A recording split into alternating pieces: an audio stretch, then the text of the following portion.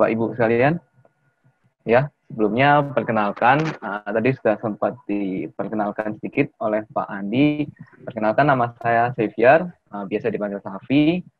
Saya seorang fotografer juga. Saya mempunyai tim fotografi namanya Studio Laside yang emang terbiasa untuk fotografi di bidang komersial. Salah satunya di bidang interior and architecture fotografi, sehingga juga termasuk ke dalam real estate fotografi. Nah, di kesempatan pagi ini, atas kesempatan dari Pak Andi juga, saya diberi kesempatan untuk sharing ilmu nih, sharing pengalaman, sharing ilmu kepada Bapak Ibu sekalian mengenai bagaimana ngefoto real estate fotografi yang oke. Nah, mungkin di sini Bapak Ibu pasti udah kebiasa ketika ingin menjual properti, ingin menjual rumah, Bapak Ibu terbiasa untuk ngefoto properti listingannya Bapak Ibu masing-masing. Mungkin bisa pakai kamera HP atau mungkin Bapak Ibu juga udah kebiasa menggunakan kamera profesional seperti kamera DSLR, kamera mirrorless dan lain-lain. Nah, tapi mungkin di sini saya bakalan ngejelasin kasih ilmu dasarnya dulu.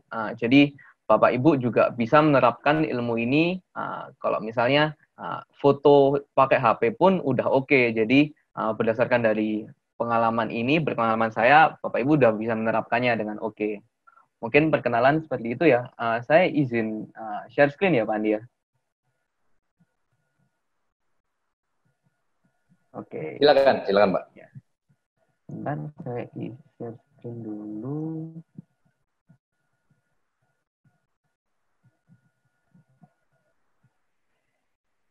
Oke, kelihatan ya Bapak Ibu ya. Saya keluarin PPT.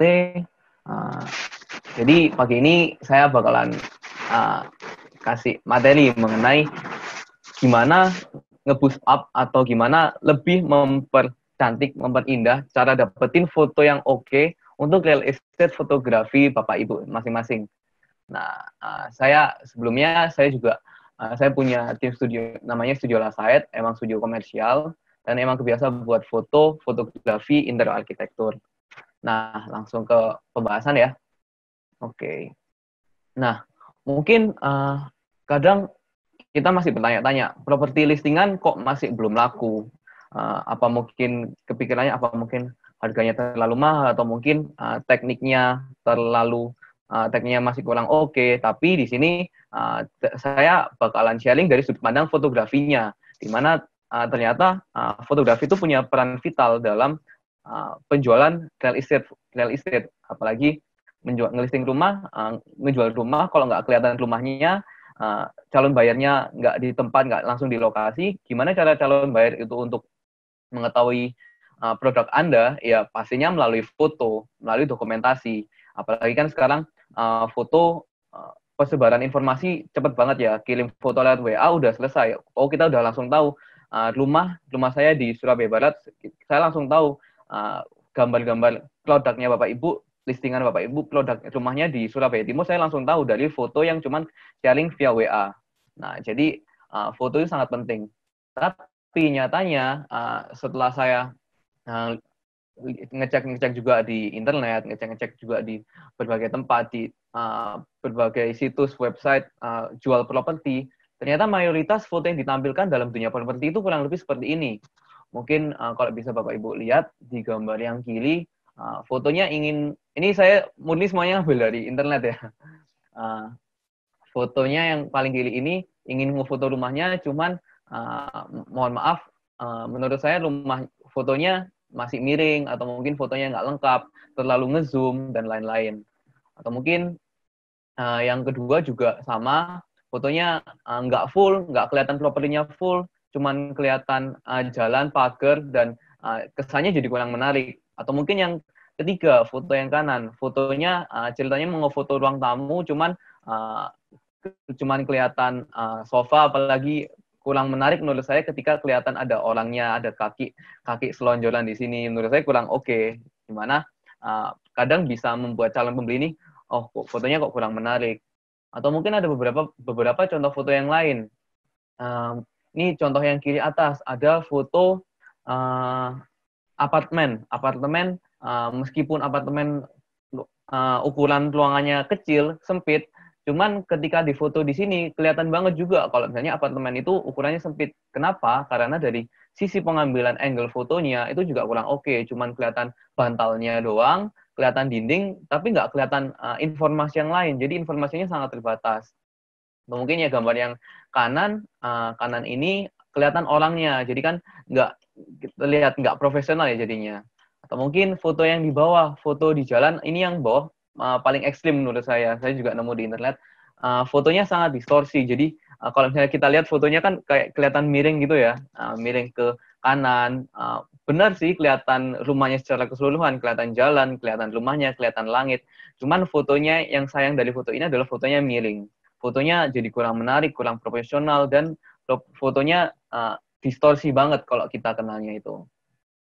Nah, ternyata kalau misalnya Bapak Ibu tahu, menurut fakta, menurut riset, 89% pembeli dalam era digital itu mengatakan kalau misalnya mereka sangat terbantu untuk mengetahui properti yang akan mereka beli melalui foto. Menurut saya ini sangat jelas dan sangat bisa kita uh, relate dengan kehidupan kita sehari-hari, karena saya sendiri juga merasakan ketika saya mau beli barang di online shop, kalau misalnya saya cari saya mau beli baju di online shop, kalau saya nggak ngelihat fotonya atau gambar baju yang saya beli, nggak mana mungkin saya beli. Nah, sama halnya kayak di properti, Bapak Ibu ingin jual beli properti, ketika Bapak Ibu nggak menampilkan foto, calon pembeli nggak bakal ngelirik produknya Bapak Ibu. Benar nggak ya? Pasti benar, karena 89% itu pembeli bakalan ngerasa sangat terbantu dengan adanya foto. Atau mungkin dari riset contoh yang kedua. Ini riset berdasarkan lama calon pembeli melihat properti secara digital. Di sini dia kasih kesimpulan 2 detik versus 20 detik. Di mana apa maksudnya 2 detik? 2 detik itu pada umumnya calon pembeli hanya menghabiskan waktu 2 detik untuk memperhatikan sebuah iklan properti yang ditampilkan tanpa menggunakan foto. Jadi mungkin saya ingat dulu waktu uh, jual properti di koran itu ya, kan biasanya dulu ada jual properti di koran, cuman isinya DJL, RMH, dijual rumah, CPT cepat. Jadi cuman dalam koran cuman 1 baris, 2 baris kata-kata doang yang dijual rumah cepat, bla bla bla bla dengan informasi.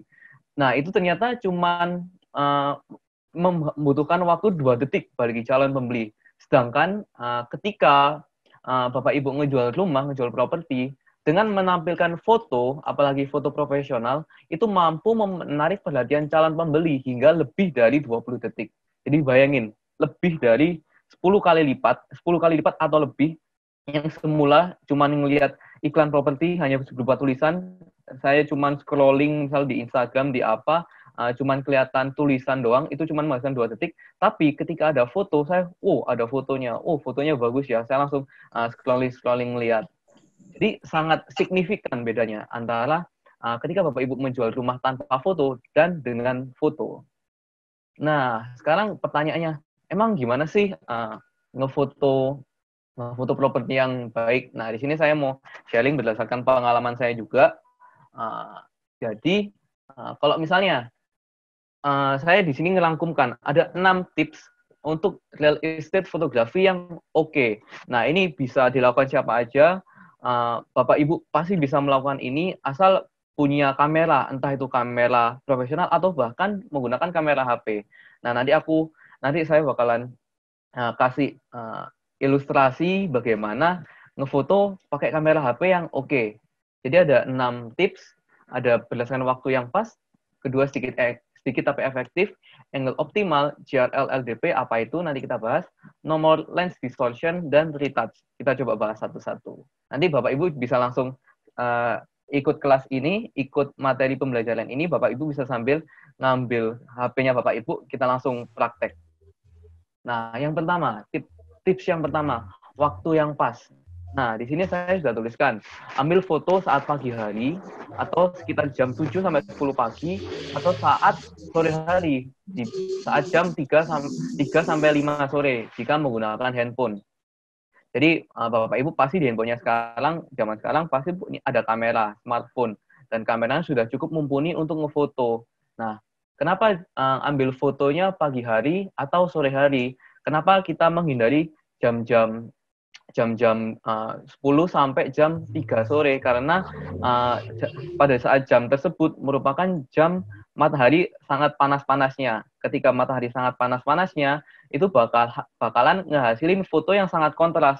Bayangin Bapak Ibu ngefoto rumah dari tampak depan, rumahnya masih terlalu siang, nggak cocok untuk nyalakan lampu taman, nyalakan lampu depan rumah nggak cocok. Tapi ketika disejajarkan dengan matahari yang segitu terangnya pada jam 12, hasil fotonya bakalan kontras antara langitnya terlalu terang, rumahnya terlalu gelap, atau rumahnya terang tapi langitnya sangat terang. Nah, itu karena kontrasnya beda banget. Jadi, kesimpulannya, ketika Bapak Ibu ingin ambil foto properti dari taman depan ya, terutama, itu saya sarankan untuk ambil foto saat pagi hari, jam 7 sampai jam 10 pagi, atau saat sore hari, jam 3 sampai jam 5 sore. Nah, alasan yang lain itu apa sih? Itu untuk menghindari CA atau chromatic aberration dan cahaya terlalu kontras kalau misalnya siang hari. Ini saya kasih contoh ilustrasi gambar yang di kiri bawah, CA atau chromatic aberration. Mungkin selama ini Bapak Ibu sering menemukan juga ya, sering mengalami. Saya foto siang-siang, saya foto rumah siang-siang, ada pohon di rumahnya, saya foto siang-siang, tapi karena langitnya terlalu terang, bayangin di rumah contoh yang atas ini ya, langitnya ini terlalu terang. Nah, itu bakalan nimbulin namanya CA atau chromatic aberration, di mana misal di pinggiran rumahnya ada kayak garis ungunya atau garis ungu atau hijau biasanya chromatic aberration itu. Atau mungkin di pohon-pohonnya, di daun-daunnya kayak gambar ini, itu ada warna ungu-ungunya. Kan jadi kurang menarik ya Bapak Ibu. Jadi fotonya udah terlalu kontras, gelap terangnya, tapi ketambahan CA. Kok tiba-tiba ada warna ungu? Apa ini rumahnya dicat warna ungu? Kan ya nggak mungkin. Nah, atau untuk menghindari noise jika malam hari. Jadi, semisal Bapak Ibu ngefoto di atas jam 5 sore, mungkin ngefotonya jam 8 malam gitu ya. Itu secara otomatis kamera Bapak Ibu tetap bisa nangkep foto, cuman kamera Bapak Ibu dari HP bakalan secara otomatis ngeset supaya terang. Nah, supaya kamera Bapak Ibu ngeset secara terang, mereka meningkatkan namanya ISO atau tingkat saturasi kecerahan dari kameranya. Tapi semakin nilai ISO itu tinggi, akan semakin menciptakan gambar yang noise. Atau kalau misalnya Bapak Ibu nanti coba foto malam-malam gitu ya, foto rumah Bapak Ibu, ada namanya noise atau kayak ada semut-semut di fotonya, titik-titik putih.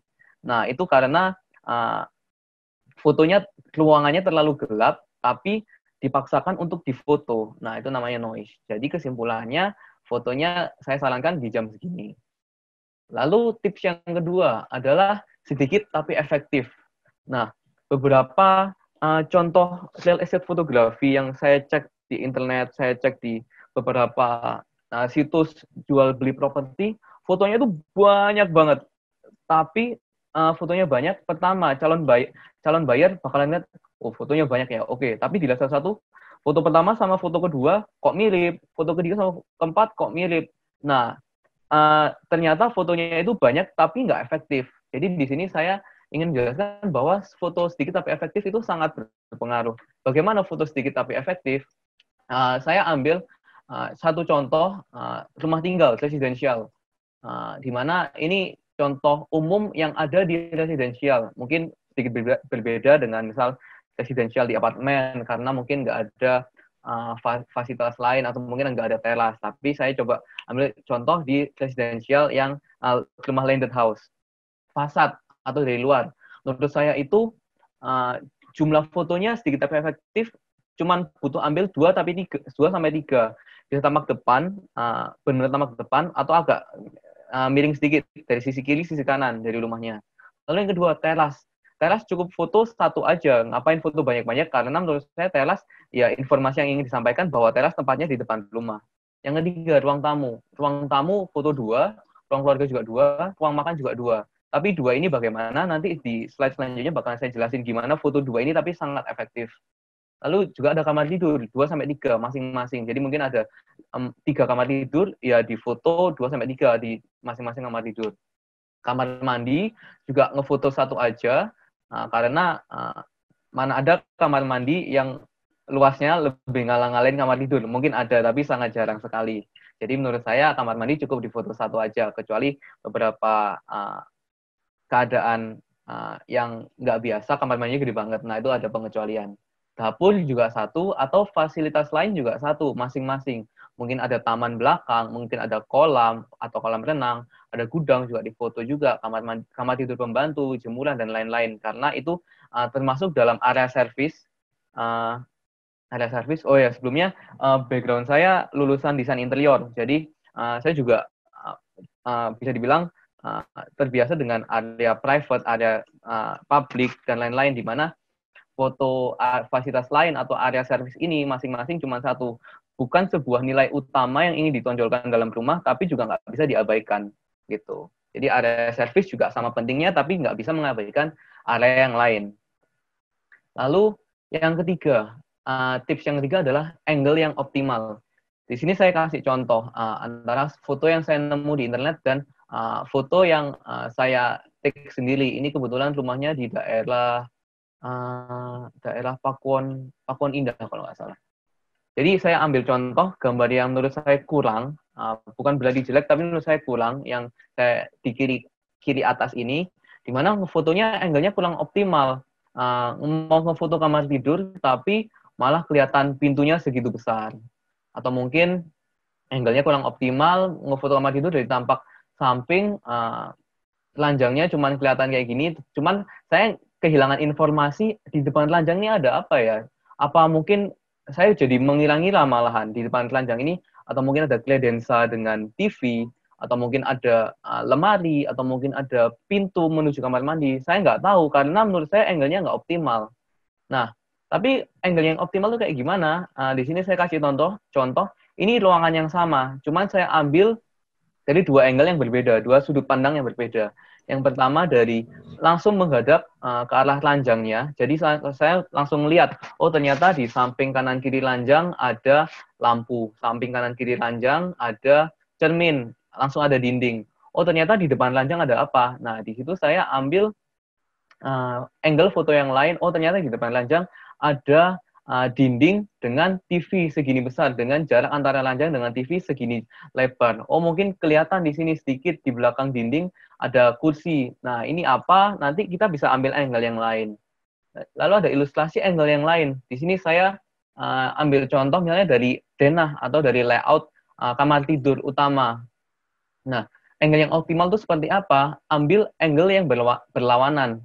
Angle itu sudut pandang ya Bapak Ibu. Jadi ambil sudut pandang yang berlawanan. Kalau kita sudah ngambil sudut pandang dari sudut sisi dinding yang satu, kelihatan ranjang, nakas, kelihatan ada pintu kamar mandi dan lain-lain. Yang pertama ini, kalau sudah saya ambil sisi yang satunya, karena saya jadi nggak kelihatan kan sebelumnya yang sisi sini.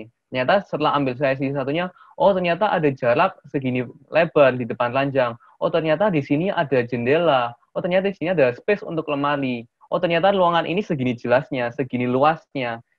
Gimana cara mendapatkan persepsi tersebut? Dengan cara dua angle tersebut. Di sini saya juga ngefoto salah satu ilustrasi juga ruangan yang sama, ruangan keluarga.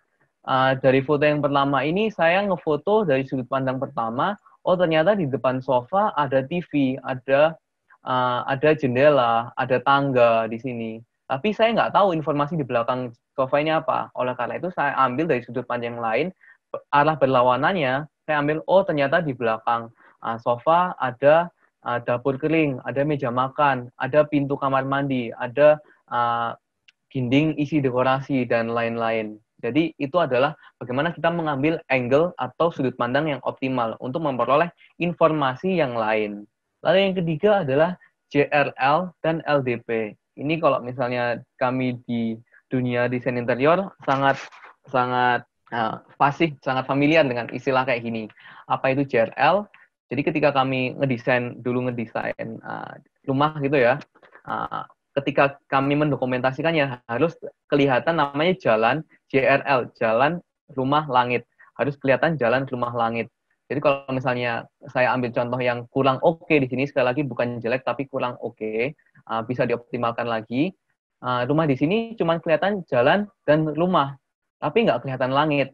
Nah, tujuannya kita melihat harus ngefoto jalan, rumah, langit itu apa sih? Kita diajak untuk mundur ke belakang, jalan mundur ke belakang, supaya kita dapat proyeksi gambar secara optimal.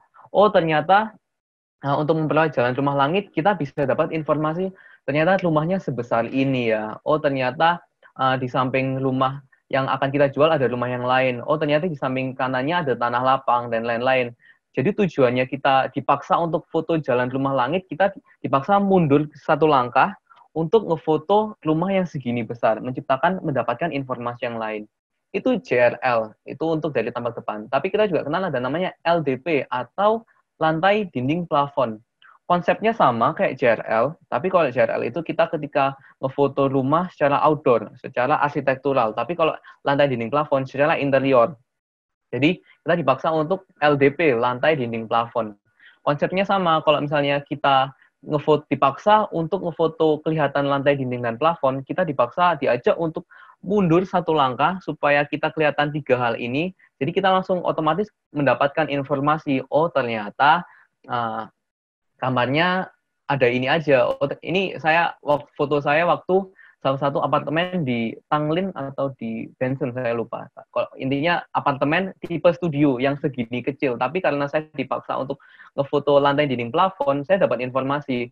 Oh, ternyata di sampingnya kamar tidurnya, di samping ranjangnya ada meja rias. Oh, ternyata di samping satunya ada sofa kecil ini untuk melihat pemandangan di luar.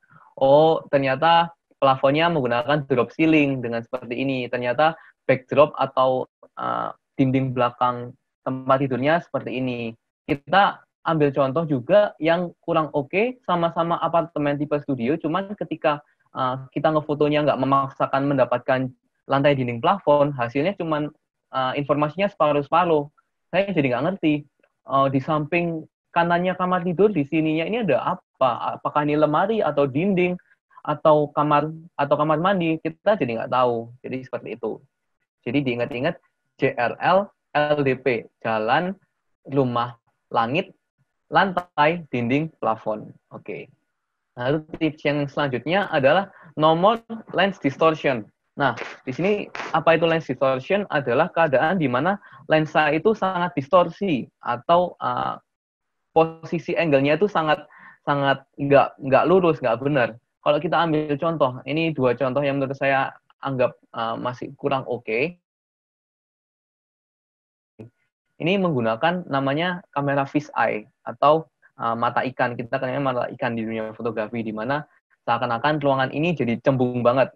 Seakan-akan kita menggunakan matanya ikan kan cembung. Ketika ikan melihat itu, semuanya nggak ada garis yang lurus, tapi cembung-cembung. Nah, benar sih mendapatkan semua informasi lantai, dinding, plafon. Cuman karena fotonya ini lens distortion atau fish eye tersebut, kayak mana ada sih pintu melengkung kayak gini, mana ada sih dinding melengkung kayak gini, mana ada sih kloset kayak gini bentuknya sampai melengkung kayak gini. Atau mungkin contoh lens distortion yang kedua, bukan fish eye tapi kameranya miring. Waktu ngefotonya miring, jadi mau ngefoto rumah tampak depan, tapi malah jalannya segini miringnya. Ini saya ambil proyeksi garis imajiner, ternyata garisnya segini miringnya. Atau mungkin ketika berdirinya, garis berdirinya ternyata segini miringnya. Kayak sebagai calon buyer kita bakalan ngerasa kalau, oh mana ada sih rumahnya miring-miring gini. Ini rumahnya nggak saya edit, saya dapat murni foto ini langsung dari internet. Nah, lalu gimana cara ngefoto yang benar? Cara yang foto yang benar adalah kalau di desain interior atau mungkin di arsitektur juga, kita mengenal ada dua istilah, satu titik mata dan dua titik mata. Satu titik mata itu adalah keadaan di mana garis horizontal atau garis yang tidur ini itu benar-benar horizontal, benar-benar tidur, lurus, dan dinding juga lurus. Jadi diusahakan semuanya lurus, antara lurus ke samping atau lurus berdiri. Jadi dengan seperti ini, fotonya bakalan jauh terlihat lebih menarik. Tapi kita juga kenal, misalnya ini langsung tampak depan, kita juga kenal namanya dua titik mata. Atau gambarnya yang vertikal tetap berdiri, tetap lurus, tapi yang horizontal nggak selamanya lurus tidur, tapi bisa miring. Tapi di sini poinnya adalah sama-sama dindingnya kelihatan lurus, kelihatan berdiri, benar-benar tegak lurus. Nah, gimana cara membuat ini tegak lurus? Kalau misalnya pakai HP ya, HP-nya dibuat ngefoto tegak lurus. Kalau misalnya Bapak Ibu udah mungkin bisa langsung coba tuh pakai HP. Langsung buka kamera, HP-nya kalau misalnya selama ini Bapak Ibu fotonya mungkin kayak gini, atau mungkin kayak gini, atau mungkin kayak gini, miring-miring. Nah, yang paling optimal adalah fotonya tegak lurus. Jadi benar-benar HP-nya Bapak Ibu dibuat tegak lurus. Kayak contoh yang saya kasih ilustrasi di sini, HP-nya dibuat tegak lurus. Nah, ini bakalan menciptakan dinding yang segini lurusnya. Oke, lalu tips yang terakhir adalah retouch. Mau nggak mau menurut saya di dunia fotografi, terutama apalagi untuk komersial, proses retouch atau editing itu sangat penting. Di mana mungkin Bapak Ibu ketika foto properti ya, mungkin dibarengin ketika ngefotonya bareng ownernya, bareng pemilik rumahnya. Itu kayak diburu-buru, Bapak Ibu nggak punya waktu yang cukup leluasa untuk motret. Jadi Bapak Ibu cuma motret, setelah dilihat, setelah motret kok hasilnya gelap banget, kayak yang di kiri ini. Hasilnya kok di lemarinya ini kok gelap banget. Tapi dengan proses retouch atau editing, gambarnya ini bisa diterangin lagi. Oh, habis diedit ternyata bisa lebih kelihatan kisi-kisi dari lemarinya ini. Atau mungkin lebih kelihatan nakasnya bentuknya seperti ini, kelihatan background-nya seperti ini, dan lain-lain. Jadi menurut saya, kalau misalnya setelah foto, Bapak Ibu ngecek gambarnya terlalu terang atau terlalu gelap, masih bisa ada proses editing sebelum dipublikasikan.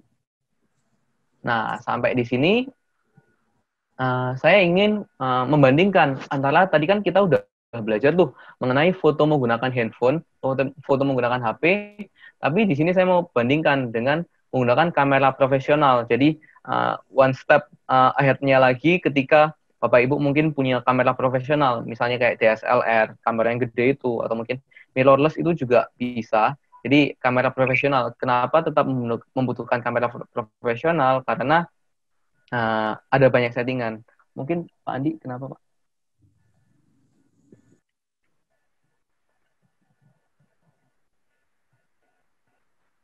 Oke. Jadi ketika Bapak Ibu misalnya punya kamera, bisa dicoba ini cara ini, kamera profesional. Saya mau bandingkan antara yang pertama nanti foto dengan HP, ada foto kamera profesional. Ada sejumlah aspek. Foto profesional itu hasilnya bagaimana? Ternyata ada risetnya juga tuh ketika orang meneliti foto menggunakan kamera profesional dibandingkan dengan foto asal-asalan menggunakan handphone. Ternyata risetnya sangat mencengangkan menurut saya, di mana 60% dari fotonya itu dilihat lebih banyak oleh calon pembeli. Sekarang dibandingkan, saya di depan mata saya ada dua foto. Foto dengan foto yang menggunakan kamera HP atau yang tidak difoto secara profesional, dan foto dengan difoto dengan profesional. Otomatis mata saya bakalan tertuju ke arah foto yang profesional karena jauh lebih menarik, jauh lebih informatif, dan lain-lain. Berdasarkan apa yang tadi sudah kita bahaskan. Lalu ternyata faktanya rumah yang difoto secara profesional itu terjual lebih cepat sebesar 32%. Jadi rumahnya terjual lebih cepat. Dan fakta yang ketiga adalah 49% rumah itu terjual dengan harga yang lebih tinggi daripada harga pada umumnya. Jadi dengan kamera foto yang hasilnya oke, ternyata harga jual rumah tersebut jauh lebih besar. Ini berdasarkan riset dan sumber yang saya temukan. Nah, kira-kira apa sih yang membedakan antara kamera HP dengan menggunakan kamera profesional? Ada Suara putus-putus, Pak. Halo? Halo? Sorry, masih putus-putus. Lanjut, Pak. Lanjut, Pak. Oke. Ternyata ada 5 aspek yang membedakan menggunakan kamera profesional. Yang pertama, pencahayaan lebih optimal, ada wide angle lens, kualitas foto terbaik, pemilihan best angle, sama post production. Nah, yang pertama, pencahayaan optimal. Jadi, ketika menggunakan kamera profesional, nggak ada istilahnya namanya, langitnya terlalu terang, langitnya rumahnya terlalu gelap dan lain-lain. Jadi karena jika menggunakan kamera profesional ada istilah bracketing exposure. Jadi beberapa gambar ada digabung-gabung. Jadi pasti menggunakan proses editing, tapi gambar-gambar tersebut cahayanya merata dalam satu foto. Langitnya nggak terlalu terang dan rumahnya nggak terlalu gelap. Jadi cahayanya merata. Jadi ini pencahayaan merata, tidak ada yang sangat terang atau sangat gelap. Oleh karena itu, semua informasi dalam foto terlihat dengan jelas. Kalau misalnya dan foto malam hari, jadi tetap terlihat terang dan menarik. Atau kita kenalnya dalam fotografi long shutter exposure. Ketika foto malam-malam, foto gelap, tapi fotonya tetap terang. Di contoh yang kanan ini, saya ngefoto malam-malam sekitar jam 7 malam, tapi hasilnya masih segini terang karena emang menggunakan teknik bracketing exposure dan gabungan dengan long shutter exposure. Jadi apalagi menggunakan tripod, semuanya gambarnya tetap bisa stabil, tetap bisa jelas dan terang, jadi merata. Lalu aspek yang kedua menggunakan kamera adalah bisa menggunakan wide angle lens. Jadi wide angle lens itu apa? Intinya lensa yang bisa langsung menangkap ruangan secara lebih lebar. Nah, kalau misalnya kita menggunakan wide angle lens, ruangan jadi terlihat lebih luas. Otomatis informasi dalam ruangan bisa tersampaikan dengan jelas. Jadi hubungan antar foto itu juga jelas. Kalau misalnya saya ngelihat nih dalam gambar yang kanan, oh ternyata dengan saya menggunakan wide angle lens, saya bisa tahu di sampingnya ranjang ada meja rias. Jadi hubungan antar foto itu jelas. Jadi mungkin nanti Bapak Ibu bisa menjelaskan ke klien langsung loh. Jadi nggak usah jauh-jauh bangun tidur bisa langsung ke meja rias dan intinya bisa menjelaskan hubungan antar ruang atau hubungan antar furniturnya. Nah ini cocok banget untuk foto ruangan sempit seperti apartemen, ruko dan lain-lain. Dan otomatis akan terlihat lebih real daripada fisheye lens. Tadi kita udah ngelihat contoh fisheye lens yang dindingnya melengkung-melengkung itu. Benar sih, kelihatan semua satu ruangan karena fixed angle lens itu lensa dengan kelebaran paling tinggi. Benar kelihatan, tapi nggak kelihatan real karena dindingnya melengkung-melengkung semua, perabotnya melengkung semua, jendela melengkung, pintu melengkung, jadi nggak lebih real. Beda dengan wide angle lens. Nah, mungkin saya sedikit menjelaskan mengenai wide angle lens. Nggak bisa dilepas dengan namanya focal length atau point of view-nya atau POV-nya. Nah, kalau misalnya dalam fotografi kita kenal itu namanya focal length atau jarak ngefotonya, jarak dari kamera sampai ngefotonya. Misal dalam fotografi kita kenal ada istilah milimeter itu sebagai satuan focal length. 600 mm itu yang kita ngezoom banget. Jadi cocok biasanya buat long distance subject kayak kita ngefoto wildlife, kita ngefoto burung di udara, jadi cocok untuk yang jauh-jauh. Makin kecil angka focal length-nya, dia bakalan makin lebar. Yang paling jauh kan tadi kita kenal namanya fish eye, tapi hasil fish eye itu kayak melengkung-melengkung tadi. Nah, tapi yang ada namanya extreme wide angle lens, itu emang dikhususkan untuk arsitektur dan interior. Jadi emang sangat cocok wide angle lens itu ketika ngefoto properti, ketika ngefoto real estate. Nah, di sini saya bandingkan lensa yang ada di kamera dengan lensa yang ada di handphone yang kita bilang zaman sekarang handphone paling oke, handphone dengan kamera paling bagus orang bilang. Saya bandingkan dengan iPhone 11. iPhone 11 itu untuk telefoto itu foto jarak jauhnya itu 52 mili. 52 mili bandingkan 52 mili letaknya cuma di daerah sini, di normal. Wide atau primary sama ultra wide-nya. Paling lebarnya dia, paling wide-nya dia cuma sebesar 13 mili. Atau mungkin di Samsung S20 yang katanya juga Samsung paling bagus di sisi kameranya. Ternyata dari kita lihat di wide angle-nya sama kayak iPhone 11. Dia ultra wide-nya cuma 13 mili. Atau mungkin ada katanya handphone dengan kamera paling bagus, Huawei P40 Pro. Ternyata ultra wide-nya dia setelah dicek cuma sebesar 18 mili. Nah, beda dengan ketika kita menggunakan kamera profesional, lensanya itu bisa diganti-ganti, di mana menggunakan untuk yang wide angles umumnya menggunakan lensa dengan angka fokal yang kecil dari 11 sampai 16. Di gambar-gambar saya sebelumnya ini saya ngefotonya semua pakai wide angle lens, pakai 11-16 tadi, vokal yang 11-16 tadi. Jadi mendapatkan informasi ruang yang secara holistik, secara keseluruhan. Lalu, aspek yang ketiga adalah jika menggunakan kamera profesional, mendapatkan kualitas foto yang terbaik. Nah, kenapa mendapatkan kualitas foto yang terbaik ketika menggunakan kamera profesional? Karena kamera profesional bisa diatur menjadi RAW format atau format gambar di mana masih bisa dengan mudah di post processing atau diedit. Mungkin ada beberapa handphone yang bisa diatur menggunakan RAW format. Tapi kalau kita cek lebih jauh, kamera profesional punya kualitas gambar yang bisa diatur sampai 16 bit. 16 bit bagaimana? Berarti gambarnya bisa jauh lebih tajam. Lalu kalau di kamera bisa kualitas gambarnya diatur range warnanya menggunakan Adobe RGB, di mana warna gambar jauh lebih optimal. Kalau di sini hijau ya kelihatan lebih hijau, kuning kelihatan lebih kuning, jadi jauh lebih kelihatan lebih menarik.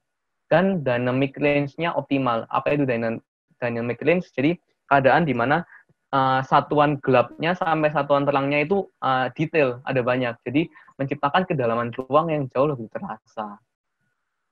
Lalu yang selanjutnya adalah menggunakan kamera profesional, kita bisa mengatur memilih best angle atau sudut pandang yang terbaik. Jadi foto diambil menggunakan sudut foto yang terbaik, jadi bukan asal foto. Jadi informasi dalam foto tidak setengah-setengah dan foto jadi terlihat lebih menarik. Kalau misalnya saya lihat dari foto yang kiri ini kelihatan foto kamar tidur, cuman angle-nya nggak optimal. Saya nggak tahu informasi di belakang kasur ini apa, apakah ada lemari atau mungkin ada pintu lagi menuju kamar mandi misal, atau mungkin meja di sini seberapa panjang, letaknya bagaimana. Nah, tapi kalau dibandingkan dengan menggunakan di foto dengan angle optimal, kita jadi tahu hubungannya. Oh, ternyata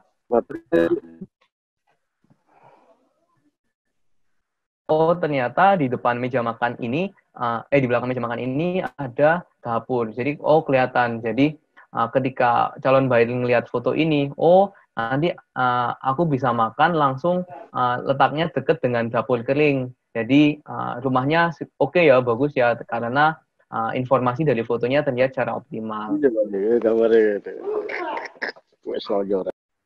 Oke. Lalu yang terakhir adalah post production, di mana kalau tadi kan kita sudah sempat bahas kualitas foto dengan format RAW. Nah, ini adalah kualitas foto terbaik DSLR atau kamera profesional atau mirrorless juga bisa. Jadi dengan format RAW ini, ketika kita post processing atau kita post proses editingnya itu jauh lebih fleksibel, jauh lebih optimal karena jika menggunakan RAW, gambar yang terlalu terang bisa diturunkan jadi lebih optimal. Gambarnya informasi yang difoto nggak hilang, atau terlalu gelap, kita masih bisa selamatkan jika kita ngefoto dalam format RAW. Jadi misalnya nih, Bapak Ibu ngefoto, ini apartemen, saya ngefoto apartemen di daerah Surabaya Timur sana, fotonya itu mungkin terlalu gelap, tapi dengan format RAW kita bisa editing lagi, kita bisa post processing lagi, fotonya jadi lebih terang. Oleh karena itu hasil editing dapat jauh lebih optimal.